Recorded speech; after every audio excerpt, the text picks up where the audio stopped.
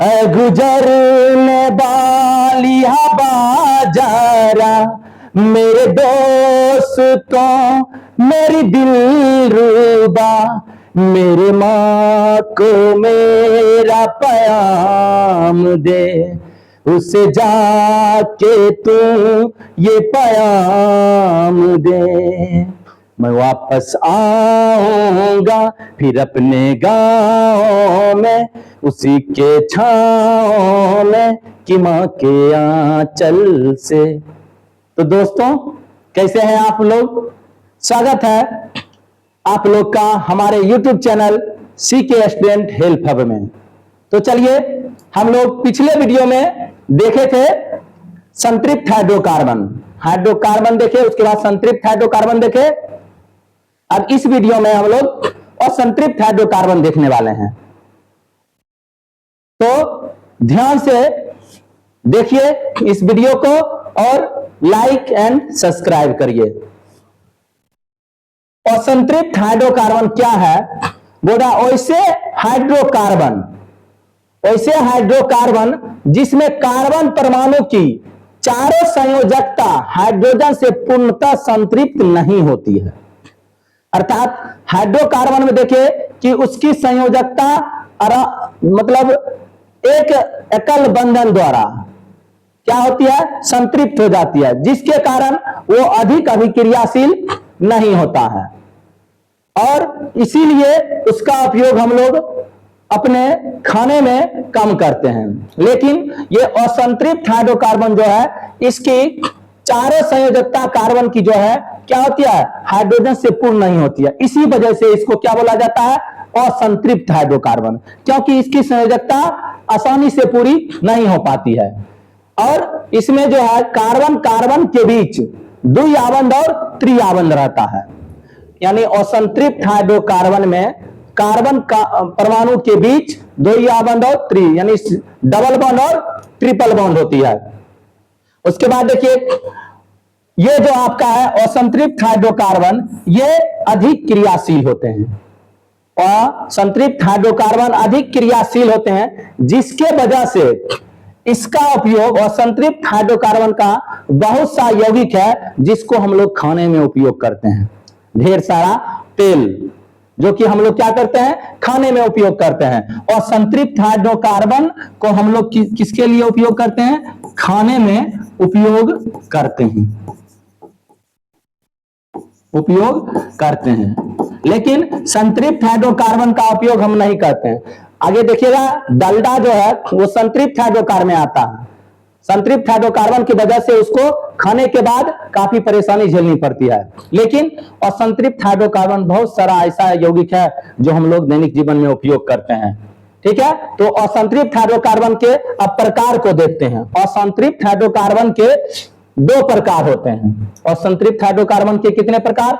दो प्रकार, एल्कीन और एल्काइन। पिछले वीडियो में हमने देखा संतृप्त हाइड्रोकार्बन जो था आपका कौन था? एल्केन था। एल्केन जिसका समान सूत्र हमने क्या देखा? CnH2n+2। ये एल्केन का क्या था? आपका समान सूत्र था।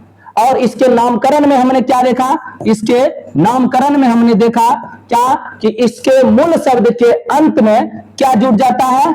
इन जुड़ जाता है, एन जुड़ जाता है। एल्केन एन जुड़ जाता है।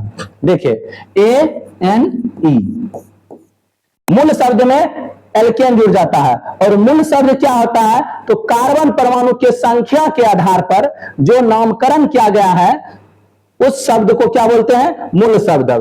क्यों? क्योंकि हम इन सब के नामकरण में मूल शब्द का उपयोग करते हैं और उससे जो नाम बन के प्राप्त होता है उसको हम लोग क्या बोलते हैं? IUPAC। इसको शॉर्ट में आयुपैक नेम भी बोलते हैं। इंडियन मतलब इसका फुल फॉर्म हो जाएगा international union pure applied chemistry. International union of pure applied chemistry ये हो जाता है इसका फुल फॉर्म। जो कि हम जब मूल शब्द जैसे आपको बताएं, जैसे कार्बन परमाणु संख्या 1 पर क्या मूल शब्द हम उसमें लगाते हैं?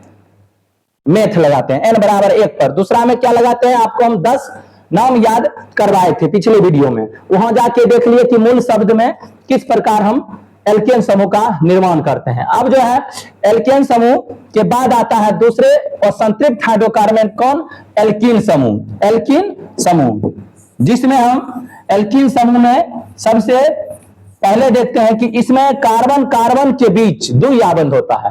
वैसे असंतृप्त हाइड्रोकार्बन जिसके अंतिम दो कार्बन परमाणु आपस में द्विआबंध द्वारा जुड़े रहते हैं, कारण कि सिंगल बॉन्ड के द्वारा इसका जो है संयोजकता पूरा नहीं हो पाता है, जिसके वजह से अंतिम कार्बन परमाणु जो होता है और सभी सिंगल बॉन्ड द्वारा जुड़े रहते हैं, लेकिन अंतिम कार्बन परमाणु किसके द्वारा, द्विआबंध के द्वारा जुड़ा रहता है और शेष कार्बन परमाणु आपस में एकल बंधन से क्या रहते हैं, जुड़े रहते हैं। तो इसको क्या बोलते हैं, एल्कीन कहते हैं। अभी हम बना के बता रहे हैं आगे कि एल्कीन जो है आपका क्या होता है, CnH2n, ये इसका क्या हो गया, सामान्य सूत्र हो गया। ये क्या हो गया, इसका सामान्य सूत्र। अर्थात आप एल्कीन समूह में ध्यान रखिएगा कि इसके अंतिम दो कार्बन परमाणु किससे जुड़े रहते हैं, द्विआबंध द्वारा, और सब एक आबंध के द्वारा अर्थात सिंगल बॉन्ड के द्वारा जुड़े रहते हैं। तो ऐसे समूह को क्या बोलते हैं, एल्कीन। थोड़ा एल्कीन का और देखिए डिटेल कि यह हाइड्रोजन से अभिक्रिया कर तेलीय पदार्थ का निर्माण करता है। यानी हाइड्रोजन से अभिक्रिया कर ये क्या करता है, तेलीय पदार्थ का निर्माण करता है। आप देखिए हाइड्रोजन जो है आपका क्या है,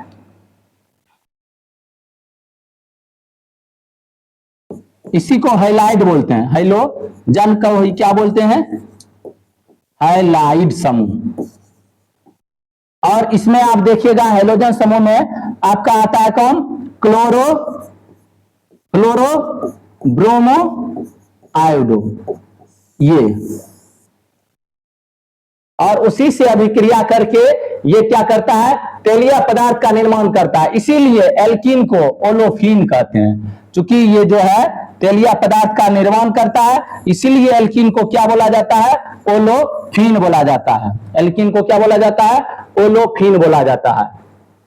एल्कीन का समान सूत्र CnH2n होता है। एल्कीन का समान सूत्र क्या होता है, CnH2n।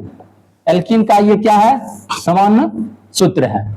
जहां n बराबर, हाँ देखिए n बराबर जो है आपका 1, ये यहां पे संतुष्ट नहीं हो पाता है, इसकी संयोजकता पूरी नहीं हो पाती है, जिसके वजह से ये n बराबर 1 पर यौगिक का निर्माण नहीं करता है। कौन, एल्कीन समूह n बराबर 1 पर यौगिक का निर्माण नहीं करता है। कैसे, ये हम दिखा देते हैं।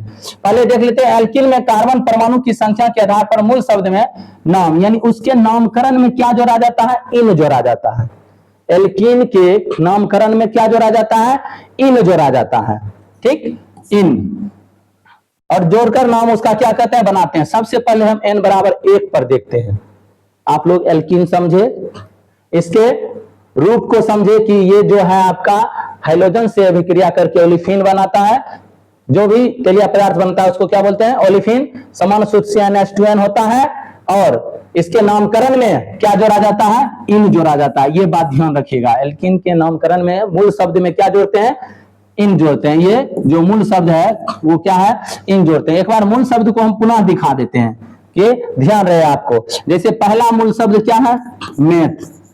ये n बराबर 1 पर, इसका नामकरण कार्बन के पर, n जो है कार्बन परमाणु संख्या को दिखाता है, कार्बन कितना है ये दिखाता है। तो 1 पर मेथ, दूसरा क्या हो जाएगा आपका 1, तीसरा प्रोप, चौथा क्या हो जाएगा ब्यूट, पांचवा जो हो जाएगा आपका क्या हो जाएगा पेंट, छठा जो होगा आपका हेक्स, सातवां जो हो जाएगा आपका हेप्ट, आठवां जो हो जाएगा ऑक्ट, और नौवां हो जाएगा नोन, और 10वां जो हो जाएगा आपका डेक। इसी मूल शब्द में हम क्या जोड़ देंगे, इन जोड़ देंगे। क्या जोड़ देंगे, इन जोड़ देंगे। ठीक है, ये 10 मूल शब्द हो गए। कम से कम 10 आपको याद रखना है आगे की पढ़ाई के लिए, ताकि आप क्या करें, हर एक प्रकार का यौगिक का निर्माण कर सके। अब देखिए n बराबर एक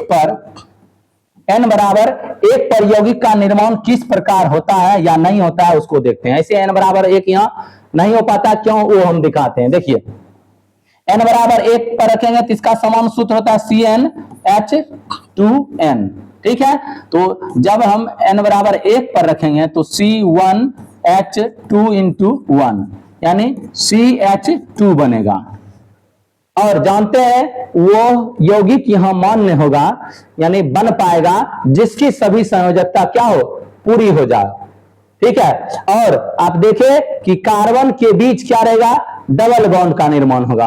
अब बताइए यहां एक ही कार्बन है, कार्बन कार्बन के बीच डबल बॉन्ड बनेगा कैसे, बन ही नहीं सकता है। यदि आप हाइड्रोजन को देख के पुराइएगा तो दो ही हाइड्रोजन है, ये भी चेक कर लेते हैं। इसका क्या होगा 4 इलेक्ट्रॉन और इसका होगा 1 इलेक्ट्रॉन। बताइए आप किस तरह, इसका 4 है और 1 इलेक्ट्रॉन की साझेदारी करेगा तो 6 हो पाएगा।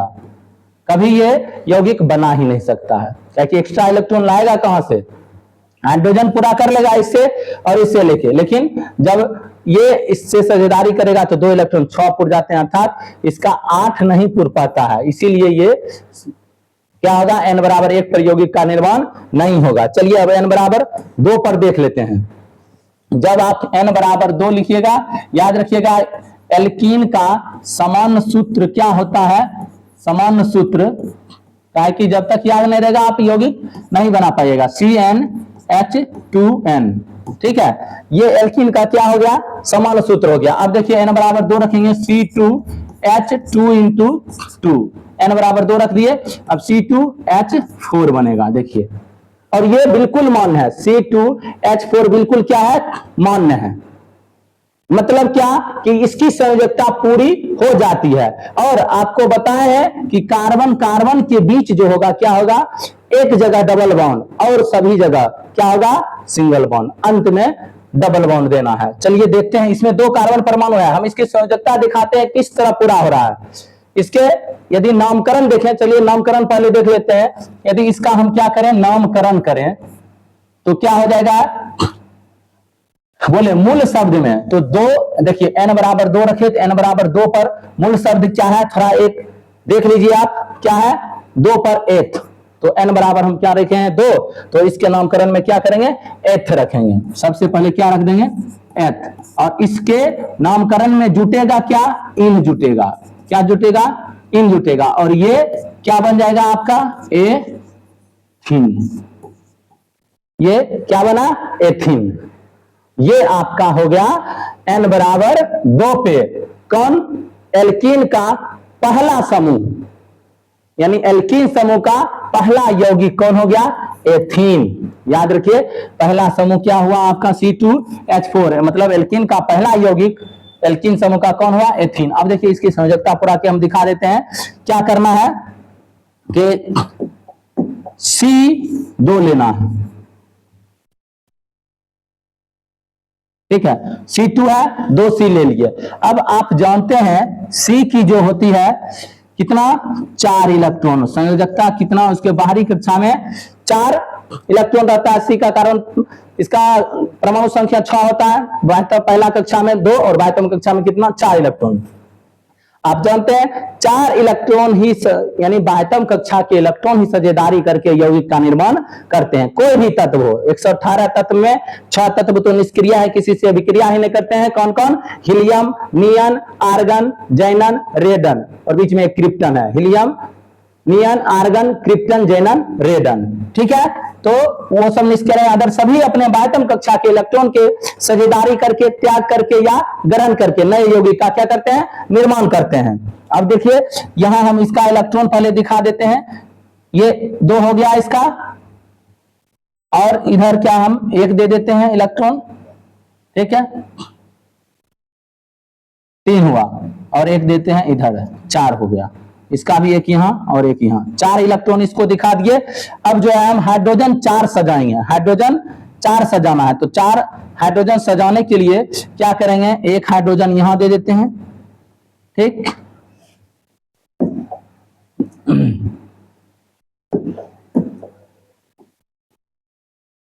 H H H और H।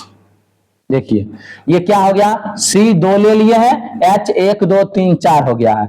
अब H के परमाणु को हम क्या करते हैं, एक क्रॉस के द्वारा दिखा रहे हैं। दोनों को अलग दिखाने के लिए हम क्या कर रहे हैं, H के बायतम इलेक्ट्रॉन को हम क्रॉस के द्वारा दिखा दिए, एक ही होता है, और कार्बन को कितना दिखा दिए, 4। अब देखिए संयोजकता क्या है कि ये जो आपका 4 इसका पहले से है, ठीक है। पहले हाइड्रोजन सबको पूरा देते हैं, एक हो गया इसका, साझेदारी किया। देखिए अब हाइड्रोजन का 2 इलेक्ट्रॉन, हाइड्रोजन का 2 इलेक्ट्रॉन, इधर भी हाइड्रोजन का क्या हो गया, 2 इलेक्ट्रॉन, इधर भी हाइड्रोजन का क्या हो गया, 2 इलेक्ट्रॉन। अर्थात हाइड्रोजन की संयोजकता पूरी हो गई। कोई भी तत्व अपने निकटतम निष्क्रिय तत्व के जैसा अष्टक पूरा करना चाहता है, और हाइड्रोजन के नजदीक आता है सबसे कौन, हीलियम। इसीलिए वो क्या करता है, हीलियम जैसा अष्टक पूरा करना चाहता है, अर्थात 2 इलेक्ट्रॉन पूरा करना चाहता है। कार्बन नियॉन के जैसा अपना अष्टक पूरा करना चाहता है, इसीलिए कार्बन नियॉन के जैसा क्या करेगा, निष्क्रिय अवस्था प्राप्त करने की कोशिश करेगा। तो देखते हैं कि इसका 4, देखिए एक इलेक्ट्रॉन इसको दिया है, तो अब निश्चित रूप से एक इलेक्ट्रॉन क्या करेगा, ये ग्रहण करेगा। जिसको दिया है उसको, उससे तो वो लेगा ही, साझेदारी इसी को कहते हैं। ये इलेक्ट्रॉन की क्या करता है, साझेदारी। देखिए इधर से एक हाइड्रोजन लिया, आप देखिए 4 है, 5 6 2, ये अपने कार्बन परमाणु से क्या कर रहा है, साझेदारी कर रहा है। यही बोले कार्बन कार्बन के बीच द्विबंध का, कि ये 2 क्या करेगा, इलेक्ट्रॉन की साझेदारी इसको दिया, और पुनः ये कार्बन भी इससे क्या करेगा, 2 इलेक्ट्रॉन को क्या करेगा, ग्रहण करेगा। अब जाके देखिए इसका क्या पूरा हुआ, 8 इलेक्ट्रॉन। देख सकते हैं इसका 4 स्वयं का था, 2 इधर से लिया, 6 7 8। इसका भी देखिए 4 स्वयं है, 5 6, और इधर से 2 लिया 8, और इस सबका 2। अर्थात ये बिल्कुल क्या की, संयोजकता को पूरा कर लिया है। अब जाके ये यौगिक क्या हो गया है, निर्माण हो गया है। अब इसको हम अगर सिंगल बॉन्ड डबल बॉन्ड के द्वारा दिखाएंगे तो एक ही है, यह है, इसको क्या लिख सकते हैं, देखिए C डबल बॉन्ड C, और हाइड्रोजन इधर इसके सिंगल बॉन्ड में है, और इधर भी क्या है, सिंगल बॉन्ड में है, इधर भी सिंगल बॉन्ड में है, और इधर क्या है, सिंगल बॉन्ड में है। अर्थात ये जो यौगिक बनाया, ये उसका हो गया संरचना सूत्र, ठीक है। सिंगल बॉन्ड और एक जगह क्या बना, डबल बॉन्ड। चलिए 1 2 और यौगिक बना के हम दिखा दे रहे हैं आपको, हम बिल्कुल आराम से समझाने की कोशिश किए हैं। उम्मीद है जरूर समझ जाइए गए होइएगा, और नहीं समझे तो एक और लेते हैं, बिल्कुल आप लोग समझ जाइएगा। अब हम n बराबर क्या लेंगे, 3 लेंगे, ठीक है। n बराबर 3, समान सूत्र इसका क्या रहेगा, CnH2n, ठीक है। ये इसका क्या हो गया, सामान्य सूत्र, ओके। अब देखिए n बराबर 3, तो यहाँ C के जगह पर क्या रखेंगे, 3 रखेंगे, H 2 गुना क्या हो जाएगा, 3, जहां पे आप C3H 3 गुना 6, ठीक है। ये आपका यौगिक बन गया। और आप देख रहे हैं एल्केन में बताएं कि कार्बन के जितना परमाणु होगा उससे 2 गुना से 2 अधिक होगा, और एल्कीन में जो है इसमें क्या होगा, कार्बन परमाणु के 2 गुना होगा हाइड्रोजन परमाणु, उसमें 2 गुना से 2 अधिक है, इसमें क्या है, 2 गुना सिर्फ है। हर एक आप देखिएगा समूह में CH2 का अंतर आता है। यदि हम एल्केन समूह में CH2 को हटा दें तो एल्कीन समूह प्राप्त होता है, और फिर एल्कीन समूह में एक और CH2 हटा दें तो हमको एल्काइन समूह प्राप्त होता है। एल्काइन हम अगले वीडियो में देखेंगे। यहां पर अब इसका यदि अब हम नामकरण किए तो नामकरण में जानते हैं 3 में क्या होता है, प्रोप होता है, और इसमें जोड़ेंगे क्या, इन, बन जाएगा क्या, ये प्रोपीन, ठीक है, प्रोपीन।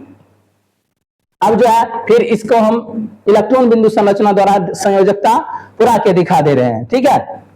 इसमें कार्बन 3 परमाणु है, 3 कार्बन क्या कीजिए, ले लीजिए, कोई दिक्कत नहीं, 3 कार्बन परमाणु ले लिए। अब हाइड्रोजन परमाणु कितना लेना है, ये देखिए, हाइड्रोजन परमाणु कितना है, 6। सबसे पहले आप जानते हैं कि ये डबल बॉन्ड, अंतिम कार्बन परमाणु हमेशा डबल बॉन्ड बनाएगा, अर्थात इधर जो है आप 2 2 इलेक्ट्रॉन को क्या करिए, दिखाइए, इधर जो है 2 2 इलेक्ट्रॉन को, और इसका 2 हुआ, 1 3 1 4, ठीक है, इसका तो चार दिखाना पड़ेगा आपको। ठीक है, यहां पे आप देखिए एक हाइड्रोजन यहां रख दे रहे हैं हर जगह, और यहां पर भी। सबसे पहले इसके हम क्या कर रहे हैं, इलेक्ट्रॉन को दिखा रहे हैं, नजदीक करके दिखाते हैं। अब देखिए, अब हम क्या कर रहे हैं, हाइड्रोजन को सजा रहे हैं। तो यहां पे आपका क्या हो जाएगा, एक हाइड्रोजन यहां दे दीजिए, एक हाइड्रोजन यहां, एक हाइड्रोजन यहां, 3 हुआ, 4, 5, 1 2 3 4 5 हुआ, कितना है, 6। नहीं, यहां पे आपका जो है एक हाइड्रोजन नहीं होगा, यहां पे एक हाइड्रोजन हो जाएगा।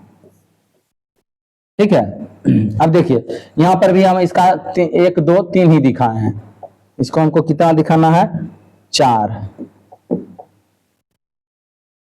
और इसको जो है हाइड्रोजन को हम क्या करते हैं, क्रॉस के द्वारा दिखा दे रहे हैं।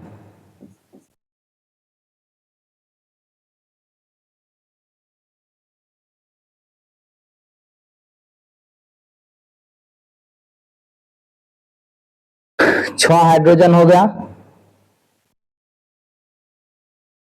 एक जगह क्या है, यहां 2 ले रहा है, तो 4 2 6 7 8, यहां क्या करेगा, इसका 1 2 3, इसका और 4। देखिए सबसे पहले हम हाइड्रोजन को क्या करते हैं, संयोजकता को पूरा कर देते हैं, 2 2 2। देखिए हाँ, एक हाइड्रोजन यहां भी रहेगा।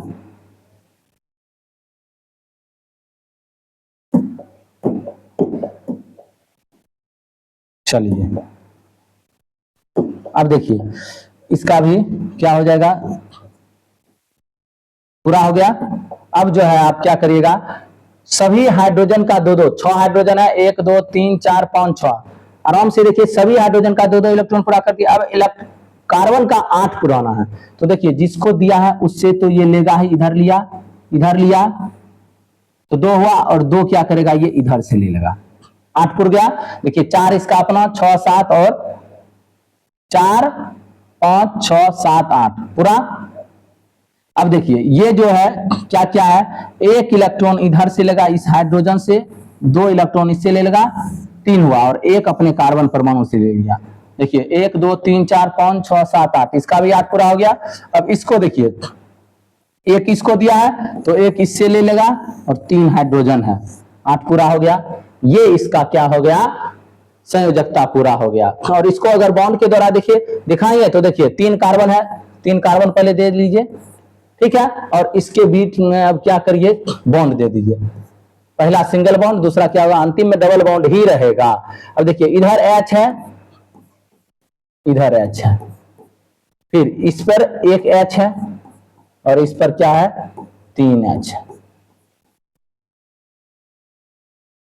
ये देखिए ये इसका संरचना सूत्र हो गया।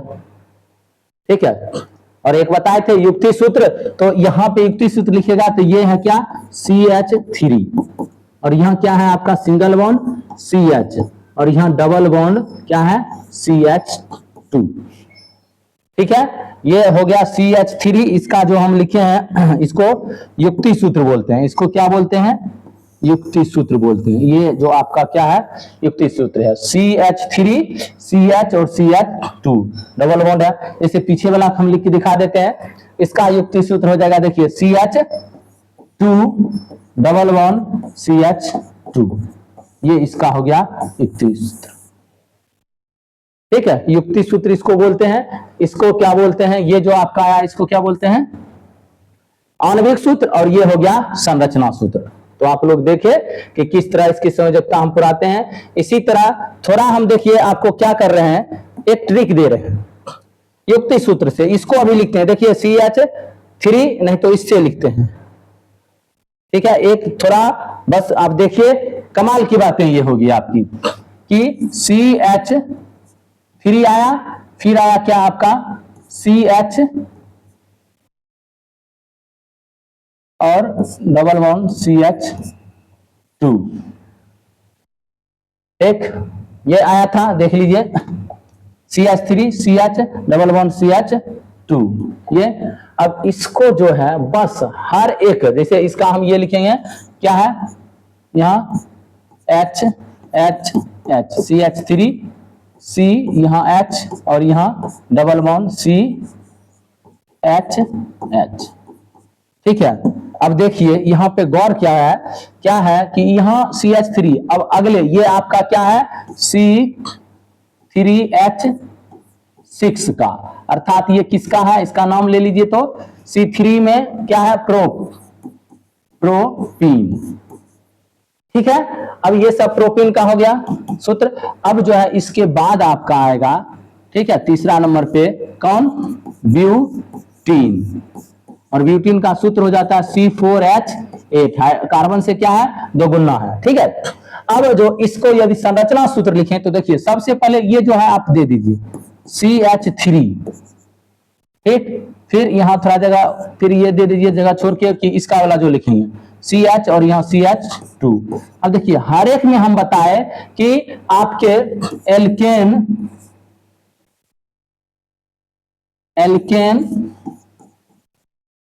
एल्कीन और फिर एल्काइन को अगले वीडियो में देखेंगे। तो इसका समान सूत्र CnH2n+2, इसका CnH2n और इसका CnH2n-2। सब में जो है ना इसका अंतर है CH2 का अंतर है, सब में CH2, इसमें -CH2 हुआ और इसमें -CH2 हुआ, ठीक है। और इसके अब वो हो गया उसके समूह में। अब इसके यौगिक की बात करिएगा, हर एक यौगिक में, एक समूह के यौगिक चाहे किसी भी समूह का यौगिक है, केवल दो यौगिक के बीच किसका अंतर रहेगा, CH2 का अंतर रहेगा। किसका अंतर रहेगा, CH2 का अंतर रहेगा। बस ये हो गया आपका क्या, ब्यूटीन। देखिए C4 1 2 3 4 8 हाइड्रोजन है, 3 2 5 6 2 8, ये सब में अंतिम में सब में बस ये रहेगा, शुरू में सब में ये रहेगा। अब अगर देखिए चौथा हम पेंटीन की बात करते हैं, पेंटीन की बात करते हैं अच्छा से देखिए। तो यहां पर क्या होगा पेंटीन में कि CH3 रहेगा, एक CH2 है ही, एक और CH2 डाल दीजिए और जो है सब वही लिख दीजिए CH2। देखिए सब वही है, बस एक CH2 भरा है, ये हो गया पेंटीन का। जैसे यहां पर भी CH एक डालते रहिए, बात खत्म है, पेंटीन बन जाए, एक डालिएगा ब्यूटीन, फिर पेंटीन, फिर हेक्सीन, इसी प्रकार बनते जाएगा। बस इस कॉन्सेप्ट को याद रखिएगा। तो आज के लिए इतना, फिर हम अगले वीडियो में एल्काइन समूह पर बात करेंगे अच्छे ढंग से। तो आप लोगों का धन्यवाद, वीडियो को लाइक एंड सब्सक्राइब कर दीजिए।